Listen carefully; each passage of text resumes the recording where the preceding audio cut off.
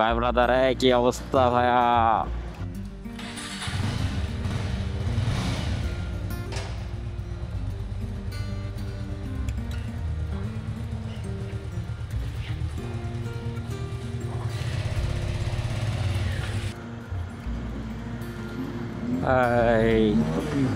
আচ্ছা, ওকে। ভাই ব্রাদার, কি খবর? যাচ্ছি নারায়ণতলা।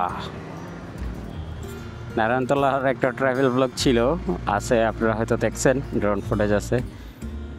এখন যাব হচ্ছে নারায়ণতলায়, যাব নারায়ণতলার আশেপাশের গ্রামগুলো এক্সপ্লোর করব। দেখি কতদূর কী হয়। গতকালকে রাত্রে মাইক কিনলাম, DJI মাইক মিনি। ওইটার ভয়েস এখন দেখতে হবে কীরকম ওইটার সাউন্ড কোয়ালিটি, মানে রেকর্ডিং কোয়ালিটি। আই থিঙ্ক অ্যাম্বিয়েন্সও আসতেছে, জাস্ট ভয়েস রেকর্ড না কইরা অ্যাম্বিয়েন্সেরও আমার দরকার আছে, যে আশেপাশের গাড়ি ঘোড়ার শব্দ একবারে ভয়েস আইসোলেটেড করে ফেললে কেমন একটা তবদা লাগে। তখন মামা বাইকে ক্যাপ পরে গেলে মাঝে মাঝে এমনি মানে উড়া যায়। এটা উল্টা কইরা লাগায় রাখেন, উল্টা কইরা এমনি, হ্যাঁ, আরেকটু টাইট কইরা এমনি উল্টা। ওকে ওকে, এই অবস্থা। রকন মামার সাথে যাচ্ছি। রকন মামা রবিবার থেকে প্ল্যান করতেছি আমরা যাব। রকন মামা আমার জন্য ওয়েট করতে করতে আজকে বৃহস্পতিবার হয়ে গেছে। ফিলিং সরি, যে আসলে প্ল্যান ছিল শাহিন ভাই যাবে বা আরও কেউ নিয়ে যাব, একটা সুনামগঞ্জ যাইতে যেতে একটু অন্য রুট নিব, এরকম একটা প্ল্যান ছিল। বাট সবাই কর্মব্যস্ততায় থাকে, এই কারণে আর হয় নাই। তো আমি একাই ছুটছি অ্যাজ ইউজুয়াল। আমি ভাবতেছি একটা, যেমন আমি ডেডিকেটেড যেমন ঘোরাঘুরি করি, একটা গ্রুপ বানায় ফেলবো সিলেটের মধ্যে। যারা ভাই ব্রাদার্স আছে তারা চাইলে হুটহাটা আমার সাথে ওই গ্রুপে একটা পোস্ট করলে, যে যারা যারা ইচ্ছা আছে আমার সাথে অ্যাড হয়ে গেল, আমরা সিলেট এক্সপ্লোর করলাম। আইডিয়াটা আসে। আবার মাঝে মাঝে মনে হয় যে এত গ্রুপ, এর মধ্যে আমি আবার আরেকটা নতুন গ্রুপ বানাবো। ডিজের মাইক মিনি ইউজ করতেছি আজকে ফার্স্ট, মানে গতকালকে রাতে কিনছি। সো প্রথম জিনিসপত্রে যে ঝামেলা হয়, আমি প্রথমে যেই জিনিসটা খেয়াল করলাম যে এটা মানে 15 মিনিট পরে না কতটুকু পরে জানি অফ হয়ে যায়, অটো অফ হয়ে যায়। এটা আমি অফ করি নাই। সো আমি মনে করছি যে মাইক তো অনই আছে। সো আমি ব্লগ করছি, একটু পরপর কথা বলছি, ঠিক আছে। বাট পরে দেখি না, কিছুই রেকর্ড হয় নাই। সো এখন আর কি করার। এখন আমার ভিতরে একটা থট আসতেছে, সেটা হচ্ছে যে ওয়ার্ড যে মাইক্রোফোনটা, যেই USB-C মাইক্রোফোন যেটা ছিল, ওইটাতে একটা স্বস্তি ছিল যে কানেকশন, চার্জ, এইসব দেখার কোনো, মানে একটাই সমস্যা ছিল যে অ্যাম্বিয়েন্স সাউন্ডটা রেকর্ড হচ্ছে না, আশেপাশে একবারে তবদা খায়া থাকে আর কি। সো ওইটার জন্য মাইক কিনা। মাইক এটা মানে নিঃসন্দেহে অনেক ভালো মাইক, বোঝাই যাচ্ছে। কালকে রাত্রে আমি একটু টেস্টিং করছিলাম, কিন্তু কথা হচ্ছে গিয়া যে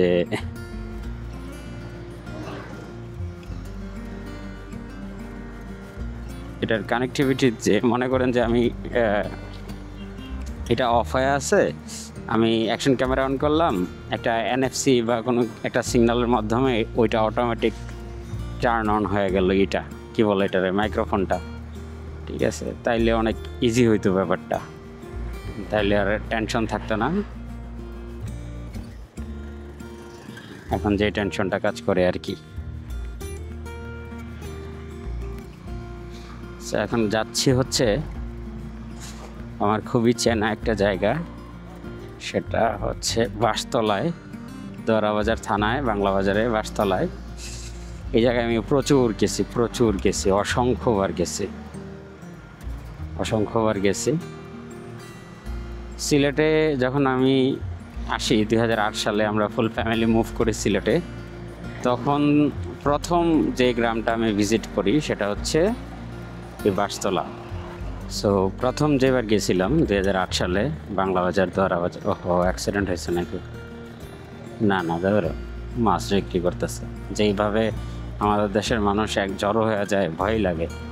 সো যেটা হয়েছে যে প্রথমবার যেবার গেছিলাম বাংলা বাজার, আমরা রাতে রওনা দিছিলাম ছোট একটা বাস দিয়া, ওই যে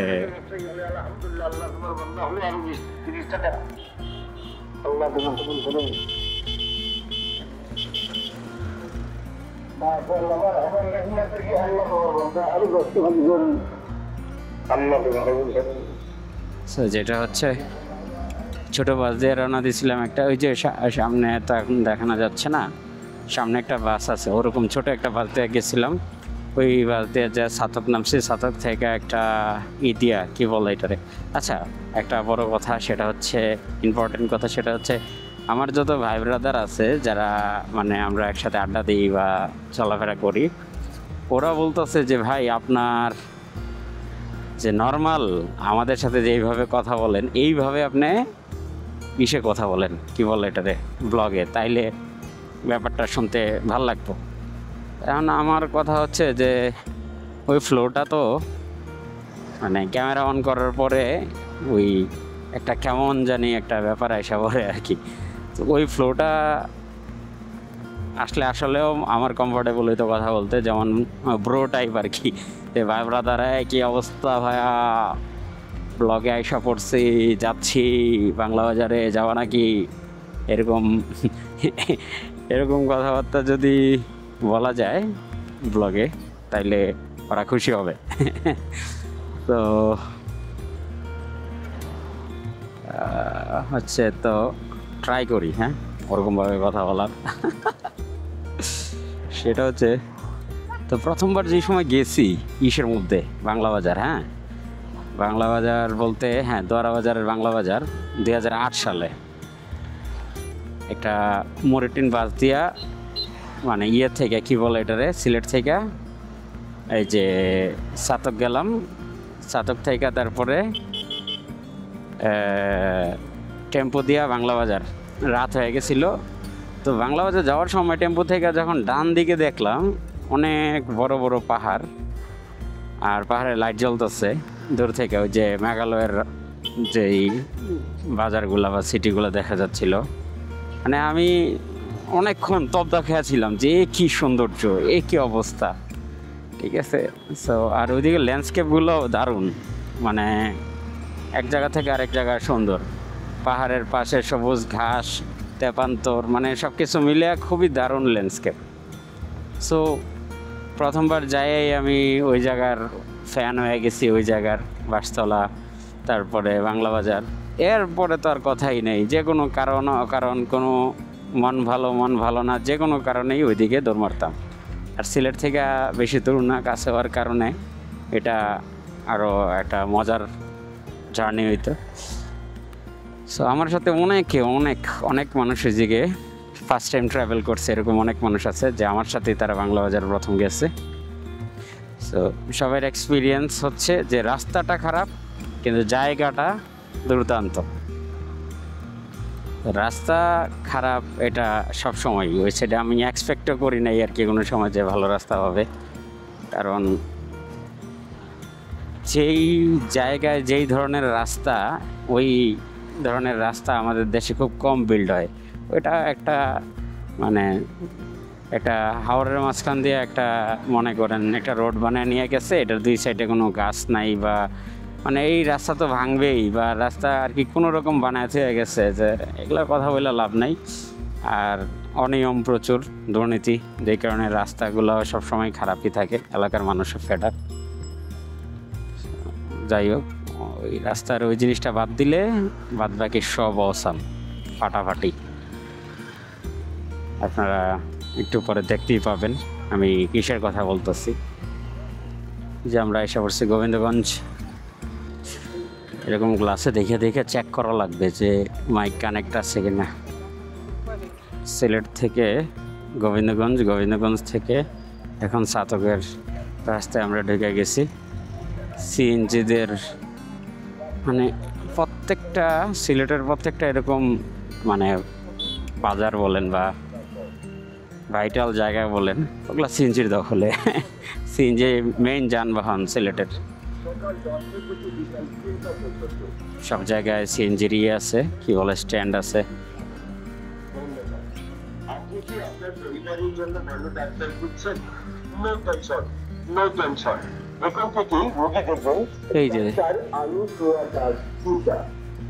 এই যে ফার্ন গাছের মধ্যে উঠা থাকে সিলেটে, এটা একটা কমন জিনিস, এত সুন্দর লাগে।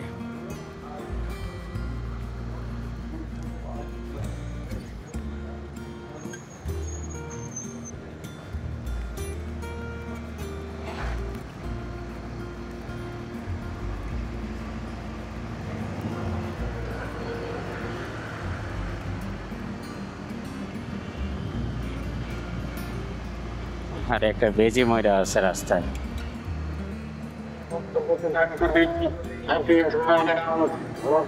এই যে সিলেট থেকে ছাতকের একটা ট্রেন ছিল, এই যে ট্রেন লাইনটা সুরঞ্জিত সেনগুপ্ত যখন রেলমন্ত্রী ছিল তখন মনে হয়, হ্যাঁ তখনই এই রেলটা বন্ধ করা হয়। কি আজব একটা অবস্থা। সুনামগঞ্জের সে হচ্ছে মানে মন্ত্রী ছিল, সুনামগঞ্জের এসের এমপি, আর এই সাইডে ট্রেনই মনে করেন যে বন্ধ করে দিচ্ছে। এখন এটা লাইন তুইলে নিয়ে মনে হয় মানুষে বিক্রি টিক্রি করে লইতেছে, কিছু কিছু আছে কিছু কিছু নাই। তো বলে লাভজনক নাকি না, লস তো বহুত কিছুতেই। কোটি কোটি টাকা দেশ থেকে পাচার হয়ে যায়, ওটা তো লস। তো এমপি মন্ত্রীদের সিস্টেমটাই বন্ধ করে দেওয়া হোক, ওরা যেহেতু লস মেকিং প্রজেক্ট বাংলাদেশের। এমপি মন্ত্রী যারা আছে তারা তো আমাদের ফায়দার জন্য তাদের স্যালারি দেওয়া হইতেছে, তাই না, নির্বাচিত কইরা।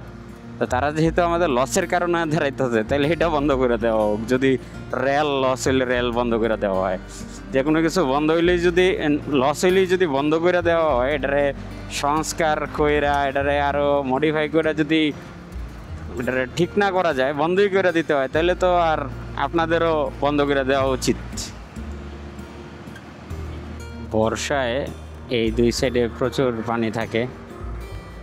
এই যে একটা ব্রিজ, এত সুন্দর লাগে। এই ব্রিজের উপরে আমরা আড্ডা মারছি কয়েকবার যায়।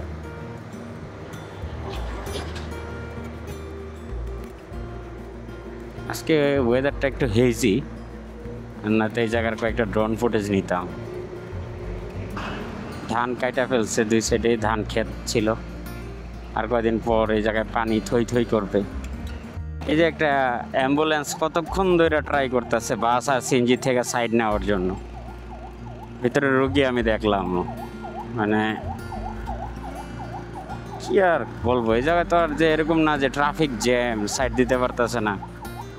আর বুঝতেছেই না যে একটা অ্যাম্বুলেন্সের ইমার্জেন্সি সাইড দেওয়া দরকার। আজব এক দেশ আমাদের।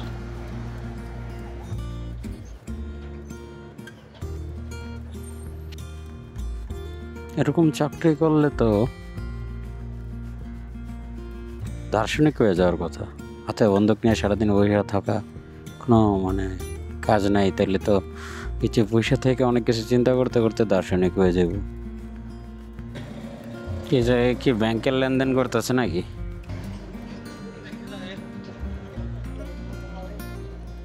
কত টাকা বাইকে? কত ভাই?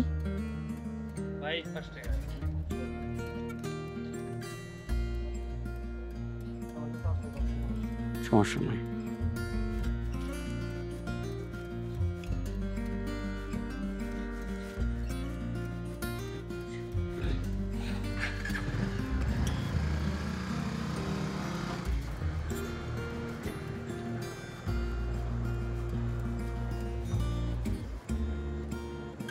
এই যে লাফার্স দেখতেছেন না, এই যে আগে যে সময় ব্রিজটা হয়েছিল না, ওই সময় আমরা এই যে আইসা এদিক দিয়ে এই যে ছাতক দিয়ে আইসা, এটা তো হয়ে গেছে কয়েক বছর হয়েছে, বাট এটার কাজ শুরু হয়েছিল অনেক আগে। সো আমরা ফার্স্টে যখন আইতাম, এই যে জায়গায় ফেরি দেখতেছেন, এই ফেরি দিয়ে আমরা পার হইতে মান্নাতে ট্রলার দিয়ে, সামনে ট্রলার আছে, ট্রলার দিয়ে পার হইতাম। আর এদিক দিয়ে লাভার্সের ফেরি আছে, এদিক দিয়ে পার হইয়া মানে একটা বেদিক ইচ্ছে আর কি, অনেক সময় ওয়েট করা লাগতো। এই যে এটা হইলো লাফার্স সিমেন্ট, আর ওটা হইলো যে সরকারি একটা সিমেন্ট কোম্পানি আছে না, কি বলে লাফার্স তো মানে বেসরকারি।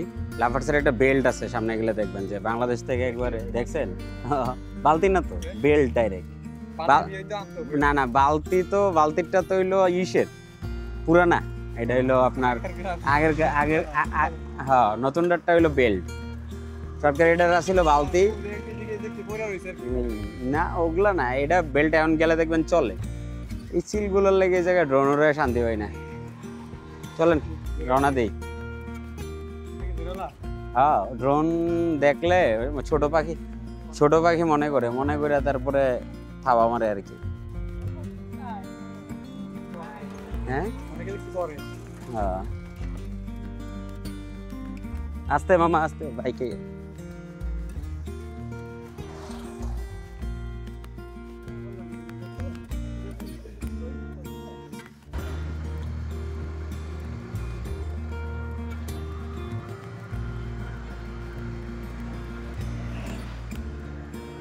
আজকে সকালে বৃষ্টি হয়েছে, সো ওই দিকের রাস্তায় কাদা টাদা পাওয়া যেতে পারে আই থিঙ্ক।